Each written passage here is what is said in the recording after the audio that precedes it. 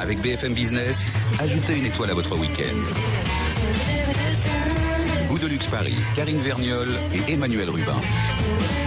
Des goûts de luxe aux courbes parfaites cette semaine à l'occasion du mondial de l'auto. Coup de projecteur sur les affinités entre la mode et l'automobile. Nous sommes en compagnie de Marc Wayoun, bonjour. Bonjour. Directeur général de Porsche France de Thierry Méfros, bonjour. Bonjour. Directeur du style DS qui est désormais une marque en elle-même. Diane Deblic, bonjour. Bonjour. Dirigeante de Cuir Auto Shop Paraf et également avec nous Sacha Prost, bonjour. Bonjour. Dirigeant de la marque de mode 8JS en bon français. On y reviendra dans un instant. AJS. C'est l'inverse de Jay-Z. Exactement. Alors, l'automobile et la mode, ouais, vaste sujet. Et pour cause, cette année au Mondial de l'Automobile, au 8, vous avez une exposition qui s'appelle tout simplement l'automobile et la mode. 50 véhicules sont mis en scène de mode dans 6 périodes d'influence, de la fin du 19e à nos jours. Vous avez aussi des images d'archives choisies par l'INA et vous retrouvez aussi bien des photos de mode que des photos finalement aussi de ces véhicules, de ces automobiles qui ont défilé au fil des ans. Matra, la Baguera Courrèges, une Delahaye carrossée par Figoni et Falacci, une Mini Paul Smith, ça c'est un peu plus récent, ou encore une Citroën de chevaux by Hermès, effectivement. Et on voit comme ça que les deux secteurs se sont influencés au fil des années. Alors il n'y a pas de Porsche sur cette exposition, mais ceci dit, il pourrait très bien y en avoir, puisque je parlais à l'instant des courbes parfaites. Effectivement, c'est Porsche, ça. Effectivement, mais on a été Marc souvent associé au concours d'élégance. Cette année, on a une vraie vedette, une vraie icône, c'est la Targa, qui reprend les thèmes stylistiques de la 911 de 1965, et on l'a gardée sur notre stand. Donc je vous invite à venir voir la Targa, notre véritable icône de la mode, sur le stand Porsche. Il y a déjà eu comme ça tout de même, alors Porsche, on sait que c'est tout très intégré, mais est-ce qu'il y a eu comme ça justement des séries limitées ou des pièces qui ont été travaillées avec des mondes ou des marques annexes de mode ou autres?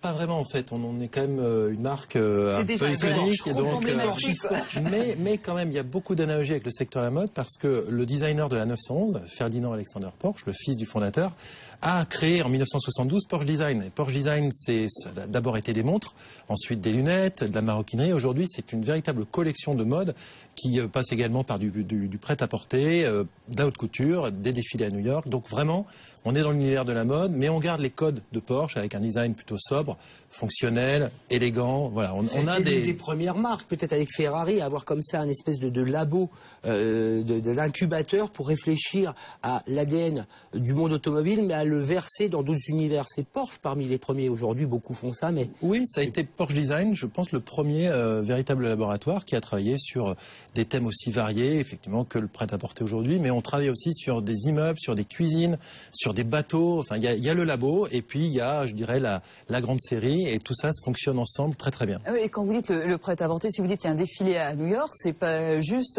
une veste et des chaussettes dans un coin quand même. Hein. Un défilé à New York, il faut quand même s'investir un peu et y investir un peu. Comment ça se travaille entre justement ceux qui travaillent au labo de Porsche Design et ceux qui travaillent sur le dur, le constructeur automobile? Est-ce qu'il y a des échanges où finalement on a le même ADN, donc de toute façon on sait où on va chacun de son côté? On a un ADN commun. Maintenant, ce sont des studios complètement indépendants. L'automobile, c'est Weissach, c'est Zuffenhausen. La mode, ça peut passer par des créateurs qui viennent d'autres univers, d'autres pays.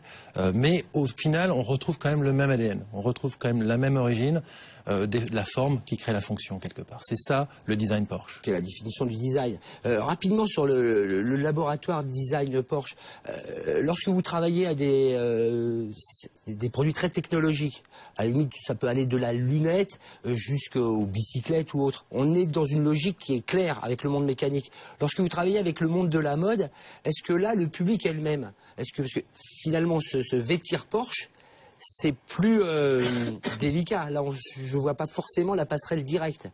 Si, qu'une Porsche soit habillée élégamment, certainement. Mais lorsqu'on est costard des Porsche, est-ce qu'il y a c'est le même public qui achète une Porsche? C'est beaucoup le même public. C'est un fan club à la façon des tifosi de Ferrari. Non, on retrouve nos acheteurs de véhicules s'identifient à la marque, s'identifient au design de la marque, et beaucoup de ces acheteurs aiment les collections de Porsche Design. Et c'est vrai que Porsche Design nous permet aussi d'être présents sur des marchés émergents. On est très présent en Asie avec Porsche Design, on est présent aux États-Unis, on vient d'ouvrir une boutique à Paris, Faubourg Saint-Honoré. Donc voilà, il y a des bouteilles le jour de la déclaration. Ça c'est le mondial de l'auto, ils ont déjà bien commencé. commencer. Allez, on va quand même parler de ce qui fait l'espèce de maître étalon, le diapason de Porsche, c'est-à-dire la 911, nouvelle Porsche cette année. Et puis alors cette 911, c'est vrai que, puisqu'on parlait de mode, il y a un vrai comparatif. Je ne sais pas combien il y a eu de 911 depuis sa création, mais c'est une espèce de palimpseste qu'on n'arrête pas de réinventer, un peu comme le tailleur Chanel. Comment vous expliquez d'abord la durabilité d'un tel modèle et comment surtout on arrive à le revisiter, le réinventer sans décevoir le public de fidèles et finalement en étant bien dans son époque? Je pense que c'est la force de Porsche, c'est d'être à la fois attaché à ses racines, mais toujours tourné, projeté vers l'avenir. La 911, 1963, 1965, 800 000 voitures produites et vendues depuis, 7 générations, sans rupture. On a une continuité de design, de forme, également de technologie, mais toujours en innovant, en allant plus loin. On le voit avec la nouvelle Targa qui a ce toit emblématique des années 60, mais qui s'ouvre et qui est désormais complètement automatisé. Donc vraiment, on est dans l'innovation et dans la tradition. Ça, c'est vraiment l'ADN de la marque. Alors effectivement, on va changer de marque, mais on est sur une même problématique, mais gérée différemment. Justement, chez DS, je le disais, est devenue une marque à part entière chez Citroën depuis 1er juin. C'est le premium, le premium du premium. On avait vu Carlos Tavares sur le mondial de l'auto. J'ai pas ressorti le son, mais on l'a passé cette semaine sur BFM Business où effectivement, il comparait ça à l'art de vivre à la française. On a la joaillerie, on a la gastronomie et maintenant on a aussi DS. C'est vraiment ça, Thierry Métrose. Alors ça nous met la pression parce qu'on est en train de faire clairement revivre. C'est un moment historique qu'on vit dans l'automobile française puisqu'on fait revivre une marque premium. Donc ce sera clairement DS sera la marque premium du groupe PSA. Donc c'est vrai que c'est un gros challenge pour nous. C'est aussi une fierté et puis c'est aussi inscrit dans notre ADN. Voilà. Puisqu'on a la chance, on parle beaucoup d'héritage, on a parlé d'héritage, on a la chance d'avoir la DS de 1955 dans notre héritage. Il y a peu de marques au monde qui ont un véhicule aussi iconique que cette DS, donc c'est quand même une grande force et ça fait partie de notre ADN. Donc on cultive l'esprit de la DS au travers de produits très avant-gardistes. Mais il y a une petite différence avec Citroën, c'est pas pour vous cirer les pompes, mais à la différence de beaucoup de marques qui réinventent comme cela en manière beaucoup plus nostalgique leur mémoire et leurs archives, on pourrait finalement citer Mini ou Fiat, les modèles d'aujourd'hui sont très proches, de près ou de loin, des modèles historiques, même s'ils sont réinventés en manière contemporaine. Alors que la DS, telle qu'on la vit aujourd'hui dans nos rues et qu'elle va évoluer, n'a rien à voir avec la DS de 1955, telle qu'elle a été vantée par Roland Barthes et ses mythologies. Ça n'a rien à voir, c'est plus du tout le même modèle. Alors qu'est-ce qui fait qu'il y a un esprit DS ? Alors très clairement, notre philosophie en termes de style pour DS, on ne veut pas faire du rétro-design. Parce que ça nous enfermerait trop rapidement dans un style, et après on aurait du mal à en sortir. Donc ce qu'on puise dans cet ADN de DS, c'est 3 mots, simples, c'est l'héritage, c'est l'avant-garde et c'est le raffinement. Donc c'est l'avant-garde technologique qu'a eu la DS à son époque. Je me souviens les fameux phares qui tournaient en même temps que le volant. Par exemple, il y avait la suspension hydraulique, il y avait le la pavillon, suspension qui était formidable. Pour le transit intestinal était quand même génial. Voilà. Mais ça a marqué les esprits, clairement. Voilà. Donc cette mise en scène de la technologie, ça fait partie des points essentiels aujourd'hui dans le développement de toutes les DS futures, évidemment. Et la DS future, elle ressemblera peut-être à celle qu'on voit en ce moment au mondial de l'automobile, Thierry Métrose. En tout cas, là c'est un concept car, ça s'appelle la DS Divine, rien que ça. Donc dans la ligne, vous la placeriez comment si on regarde l'extérieur ? Alors pour l'extérieur, on va dire c'est une berline 4 portes très dynamique, donc elle a des formes très sculpturales. La voiture c'est assez compacte et elle porte en fait tous les codes futurs de toutes les futures DS. Donc c'est vraiment un manifeste de style. Alors elle est là aussi pour marquer la naissance de la marque. Donc j'aurais tendance à dire on est une jeune marque qui a 4 ans mais 60 ans d'héritage. Donc elle est là pour marquer cet événement et elle va annoncer donc tout ce qu'on va voir sur les futures DS, sur le design extérieur par exemple, sur le style intérieur, les couleurs et les matières. Alors justement, le style intérieur, et ça nous intéresse par rapport à notre sujet sur l'automobile et la mode, puisque vous avez mis en place 3 ambiances intérieures interchangeables en moins de 15 minutes, finalement, aujourd'hui. Ce sont des ambiances, donc c'est pas exactement du sur-mesure, mais c'est du prêt-à-porter de luxe, on va dire.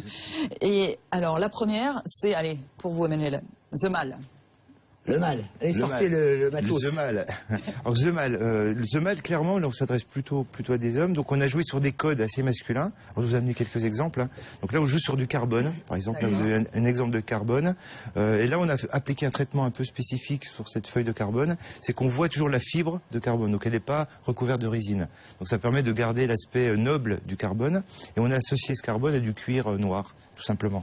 Avec un aspect glacé, patiné, absolument incroyable. La parisienne chic? La parisienne chic, alors là on atteint le summum, j'ai pas d'exemple ici, là on atteint le summum du raffinement, hein, puisqu'on s'est allié avec la maison Le Sage, hein, pour développer dans cet intérieur le grand brodeur français connu. Qui travaille pour toutes les grandes maisons de couture. Toutes les grandes maisons de couture, il faut appeler à lui, c'est la référence française et mondiale. Souvent. Vous l'avez reçu souvent, j'imagine. À la maison. Voilà, donc moi j'ai beaucoup d'admiration pour cette maison. Donc on a travaillé en collaboration, donc on a tapissé, on va dire, l'intérieur de Divine, hein, de broderies de satin, cristal et pierre, donc assemblées par le brodeur Le Sage. Et quand vous dites l'intérieur, c'est du tableau de bord au coffre? Comment ça se passe? Quels sont en fait les différents éléments? De l'intégrale. Hein. Donc on a recouvert en fait les panneaux de porte, qui sont des surfaces très simples, des grandes volutes qu'on a remplies avec ces éléments de cristal, de pierre brodée, et puis la planche de bord aussi qui est recouverte de cette broderie. Donc c'est uniquement ces deux éléments, sinon après ça deviendra peut-être un peu compliqué, un peu chargé. Un peu chargé, peut-être la plus impressionnante, la plus étonnante, c'est Fatal Punk. Et la dernière, la Fatal Punk, hein, donc actuellement au salon elle est dans sa tenue Fatal Punk. Là on est sur une approche beaucoup plus rock'n'roll, on va dire, hein, très avant-gardiste, avec un cuir noir matelassé, et puis on a remplacé les clous, hein, qui viennent marquer les matelassures, par des éléments de cristal Swarovski, donc qui viennent donner la brillance et un contraste assez fort. Et dans les portes, voilà, tout à fait. Et dans les portes, donc on a un élément éminemment technologique, hein, qui est en fait ce cristal fabrique, qui est comme une feuille de cristal. Hein. Donc c'est des micro-cristaux qui sont assemblés sur une sorte de textile. Donc ça permet en fait de gainer tout l'intérieur. Ça donne vraiment de la magie. Chez Porsche, on n'a jamais mis de diamant à l'intérieur d'une Porsche? Non, chez Porsche, on fait, je monte en gamme, hein, on fait des voitures de sport, donc on travaille aussi beaucoup les matériaux, mais dans un but de fonctionnalité, on travaille beaucoup le carbone, la laque, le métal, l'aluminium brossé, bien sûr les cuirs, les surpiqûres, mais on reste dans le domaine de la sportivité. Et du masculin. Encore une fois, fonctionnalité, voilà. Diane Deblic, vous avez repris donc Pure Autoshop Paraf, donc une entreprise française de sellerie, donc vous pourriez faire ce travail-là. Est-ce que vous travaillez justement, est-ce que vous avez déjà travaillé avec des brodeurs, avec d'autres métiers que votre métier précis qui est la sellerie quand vous travaillez sur des intérieurs? Déjà le travail de sellerie en tant que tel, l'hommage à Le Sage que vous avez rendu tous tout à l'heure, ça s'apparente vraiment. C'est-à-dire qu'aujourd'hui, avant que tout le monde dise ça y est, c'est éteint, encore un métier qui a disparu, racheter une entreprise qui détient ce savoir-faire aujourd'hui, c'est aussi travailler sur la transmission du patrimoine et puis le pousser, ce patrimoine, pour faire exactement finalement ce que ces belles maisons font, c'est-à-dire utiliser le mythe, jouer quand même un peu avec de la nostalgie, même si c'est pas du rétro design, et s'adapter à ce qui est la demande aujourd'hui et donc faire valoir un artisanat exceptionnel d'excellence en le mettant dans l'air du temps ou en le mettant dans la nostalgie à la demande du client. Alors justement, il y avait beaucoup d'artisans carrosseurs historiquement, on en a voit de moins en moins, ils étaient du côté de l'ouest parisien, c'était Asnières, c'était le Valois. Exactement. Il reste encore combien de selliers, j'allais dire selliers artisans, selliers sur mesure, prodigues et propices à travailler au monde de l'automobile? Il reste des petites entreprises de sellerie qui sont vraiment en fait des gens qui travaillent à 1, 2 ou 3 personnes. Il n'y a pas d'entreprise organisée fondamentalement qui travaille en France, ça c'est clair. Nous on essaye de faire travailler d'ailleurs en région des petits artisans, mais ça nécessite quand même un devoir d'excellence. Et cette excellence-là ne peut pas se décliner, on ne recouvre pas une banquette comme on travaille une sellerie d'intérieur de véhicules. On travaille beaucoup sur des Porsche de particuliers. Alors on va y revenir dans un instant. Vous nous présenterez effectivement ce sur quoi vous travaillez. Diane Deblic, d'abord on fait une petite pause sur BFM Business et on se retrouve juste après pour vous.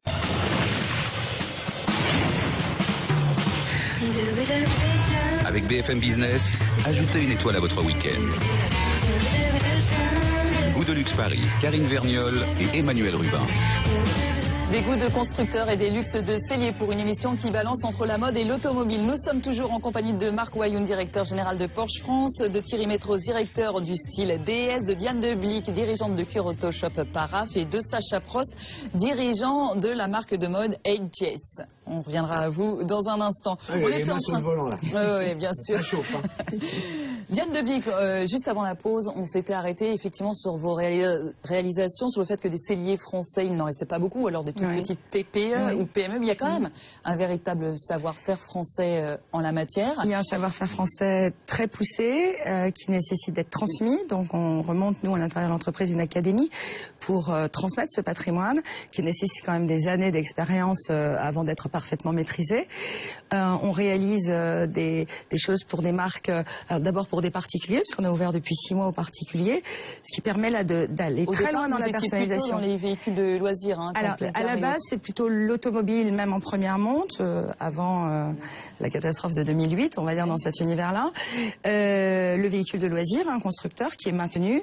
Des constructeurs aujourd'hui qui nous font confiance, qui sont des constructeurs étrangers et bientôt des constructeurs français, parce qu'on défend un label français, donc on sera content de pouvoir réaliser mais des choses tout à fait sur mesure et extrêmement révélatrices du positionnement de ces marques et de leurs modèles, parce qu'on ne fait pas du copier-coller. En quoi peut-être qu'on oublie de parler, on parle avec vous depuis tout à l'heure, en quoi consiste exactement le travail de cellier? En amont, c'est quoi? C'est combien de corps de métier qui travaillent? Alors, c'est intéressant, c'est une très bonne question. C'est une très bonne question parce que effectivement, il y a des métiers distincts qui font que du coupeur à la personne qui va être la couturière mécanicienne, aux gens qui vont faire le garnissage, le gainage, il y a au moins 5-6 corps de métiers différents.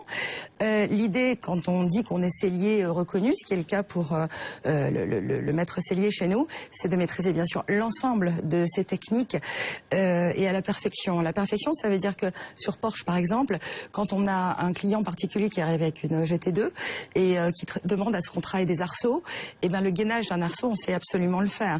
Il ne s'agit pas de coller une petite pièce carrée, d'ailleurs on ne colle pas, on coud et on adapte.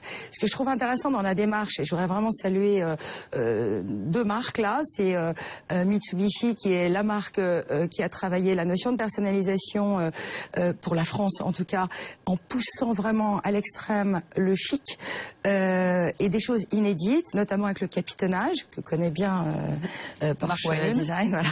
Et DS parce que pour PSA mais DS parce que cette marque et c'est vraiment une marque et je trouve que c'est ça qui est intéressant dans le fait de pouvoir porter finalement le groupe.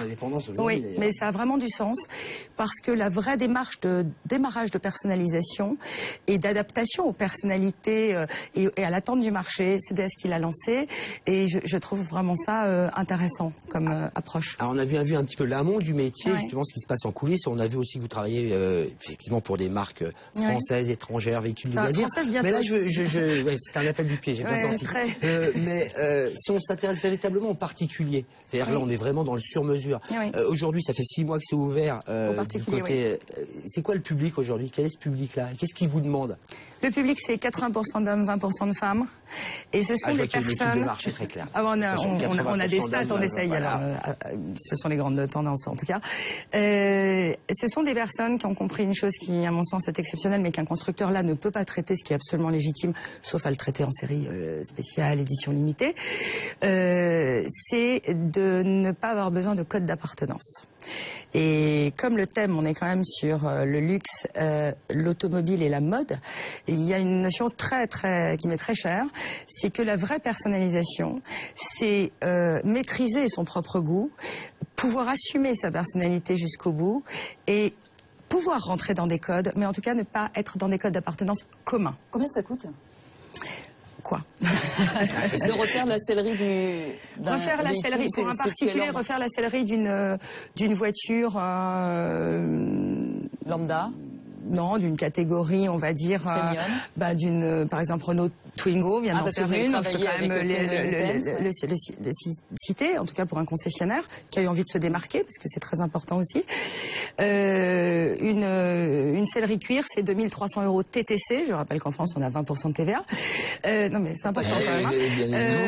Et pour une sellerie qui, c'est donc pas de la housse, c'est-à-dire que là vous avez les sièges avant, les sièges arrière, les accoudoirs, les appuis-têtes et les intérieurs de porte. Et ça, c'est... Voilà. Ça dépend, j'imagine, du cuir, de la poterie qu'on utilise. Exactement. Et de la personnalisation. Exactement. Thierry Métrose, vous avez pris beaucoup d'attention pour la déesse divine sur la ligne extérieure, bien sûr, et sur l'intérieur. Vous nous le racontiez tout à l'heure, avec ces changements, ces 3 possibilités d'intérieur, ces matériaux que vous nous avez montrés, vraiment des matériaux de qualité. Et ça, j'ai l'impression que c'est assez nouveau qu'on s'intéresse comme ça à l'intérieur des véhicules, à l'intérieur des automobiles premium, en tout cas. On s'y intéresse de plus en plus. La prochaine grande révolution, elle viendra par l'intérieur des voitures, clairement. Et c'est vrai que depuis 10 ans, on travaille beaucoup plus le design intérieur des autos, et surtout les matières. Ne fait que s'accélérer. Mais qui s'accélère très fortement. Très fortement. C'est-à-dire qu'on minimise en fait tout ce qui est un peu intrusif. Il y a toujours de la technologie, mais on la minimise, on l'intègre dans des écrans tactiles, ça. Donc on a tendance à faire disparaître tout ce qui est boutons, switch, enfin, tout ce qui est un peu disgracieux en fait. Et tout ça au bénéfice en fait des surfaces et des belles matières. Donc on va voir apparaître des choses. De style aujourd'hui, vous réfléchissez vraiment aux matières et vous vous dites voilà, ça on l'a un peu laissé de côté. Bon, c'était l'emballage. Hop, on posait un truc dessus.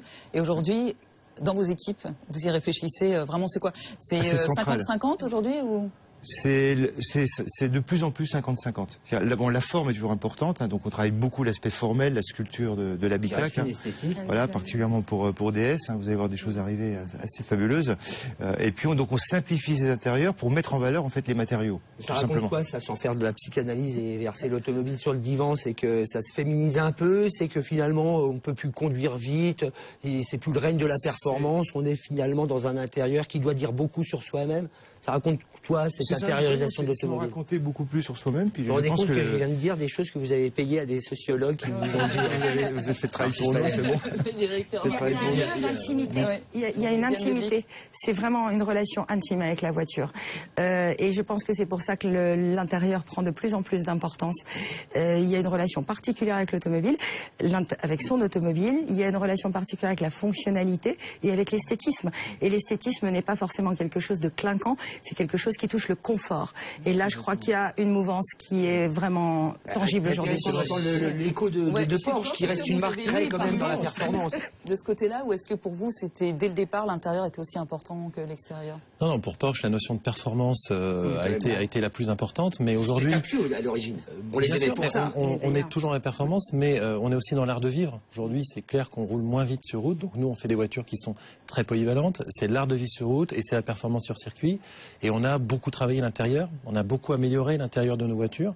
Et c'est vrai qu'on a un peu une bipolarisation entre la voiture utile, voire utilitaire, et la voiture plaisir, art de vivre.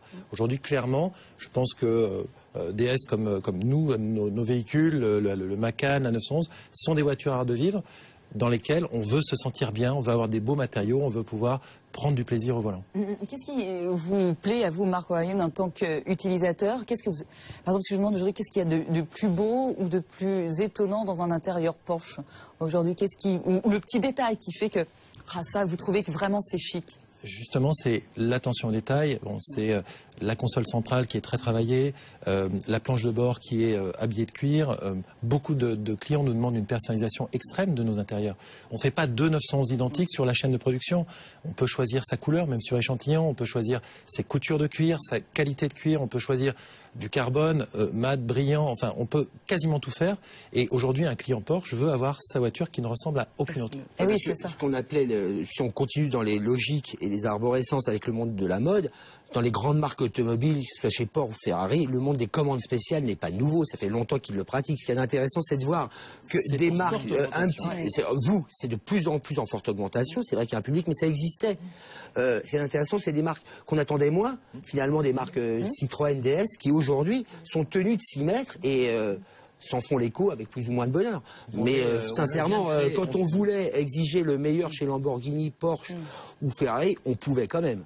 On vient de créer un label qui s'appelle Exclusive Manufacture. Donc c'est comme son nom l'indique, beaucoup de faits main, beaucoup d'artisanat, et on retrouve exactement le même univers que dans la mode. Nos concept cars, c'est vraiment le même univers. On a des celliers, on travaille les tissus, les matériaux, c'est exactement la même chose. Alors, vous dernier tour. Transition. Je vous amène vos transitions. Non, 735, 734, attention, Prost. C'est la dernière ligne droite là. Il faut accélérer, c'est que pour vous. Vous les tracez vous les grillez à la fin. Donc la marque de mode, mais c'est important parce que vous parliez de la couture, la moindre couture, et on va voir que ça, effectivement, c'est aussi quelque chose que vous avez envie de mettre en avant. Sacha Prost, vous avez lancé votre marque, elle est toute jeune, hein, finalement.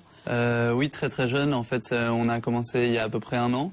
Voilà, tout mettre en place, mais bon, la marque a pris une ampleur assez considérable là, dans la dernière année, et donc aujourd'hui on est très content d'exposer nos produits au Mondial de l'Auto et d'avoir des gens qui viennent nous voir en connaissant déjà la marque. Donc, alors, quand je parlais de la mode pure et dure, c'est ça, c'est de la mode pure et dure. Et quand je parlais de la couture, quels sont les détails qui font qu'on va reconnaître tout de suite votre marque AJS? Donc on voulait vraiment créer une marque authentique au sport automobile. Et finalement, à l'automobile, peut-être en général, la marque s'appelle AJ's en relation à 8 pilotes de légende qui évoluaient dans les années 60 et 70, dont Jameson, Jackie Stewart, Jack Brabham, Geoff Hinton. Enfin, il y en a beaucoup plus que 8, mais voilà, 8 étant un chiffre un peu emblématique, on l'a choisi. Et en fait, c'est vraiment de prendre les codes de ces années-là, comme ici sur un t-shirt manche longue, la ligne rouge qu'on a pu voir beaucoup de fois sur les combinaisons de course de Jim Clark par exemple. Ici aussi, on a toujours exactement la ligne rouge qui se retrouve dans l'ensemble de la collection, mais sur les chaussures aussi. On va s'arrêter une seconde sur les chaussures. Les chaussures, c'est intéressant parce que ça reprend. Oui. Alors c'est un sneakers quelque part, mais ça reprend tous les codes. Exactement, de mais la chaussure on l'appelle en fait la racing sneakers. Alors parce que derrière le casque, je la prends, allez. Parce qu'en fait, c'était l'idée de faire une basket de tous les jours, mais inspirée des codes de l'époque, enfin ou les codes de la course en général. Ça c'est vrai, avec la semelle fine, le strap de la cheville, le cuir perforé.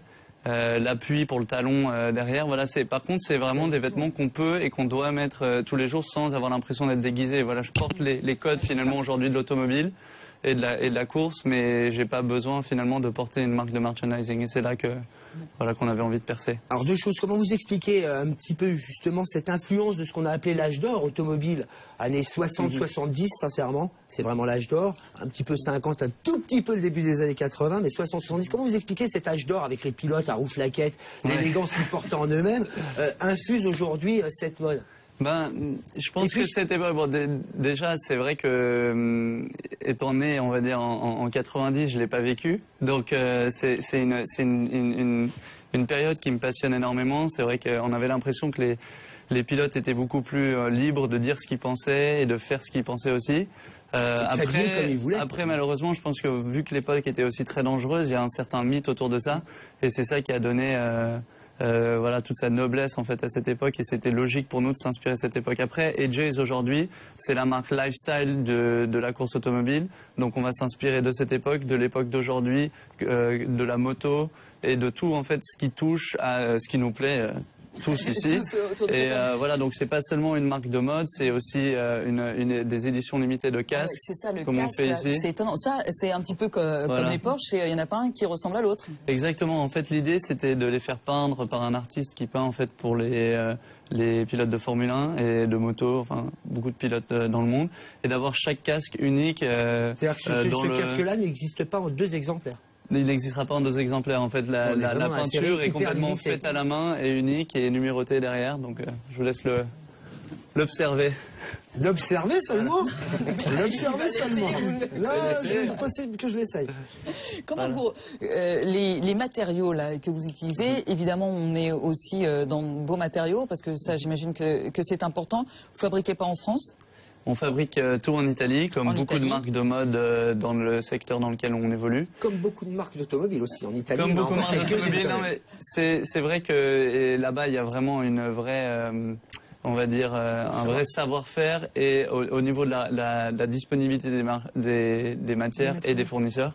On essaie de toujours travailler en bimatière en fait, comme on le retrouve dans la course, entre le confort, la durabilité. Je pense que On en a parlé avant. D'ailleurs, j'ai une question un petit peu naïve que je vous pose à tous. Est-ce qu'on utilise les mêmes cuirs pour faire les sneakers de Sacha Prost, pour faire les intérieurs de Porsche, pour faire les intérieurs de Twingo? Diane? Non.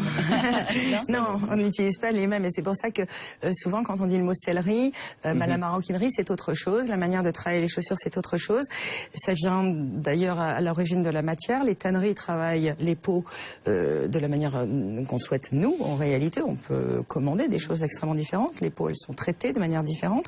Mais c'est vrai que dans une voiture, même avec de très très haute qualité, on a des épaisseurs qui ne sont pas les mêmes, on a des résistances qui ne sont pas les mêmes, on a des rendus visuels qui ne sont pas les mêmes non plus.